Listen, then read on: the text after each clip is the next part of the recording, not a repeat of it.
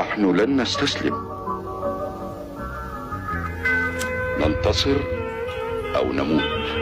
خص الجميع يعرف في الداخل وفي الخارج على التحديات ماشي احنا اللي تنقلبوا عليها، بالحق إلا لقيناها في طريقنا تنعرفوا نتغلبوا على التحديات.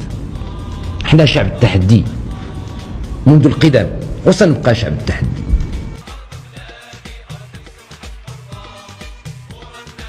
شعبي العزيز، أن نقوم كرجل واحد بنظام وانتظام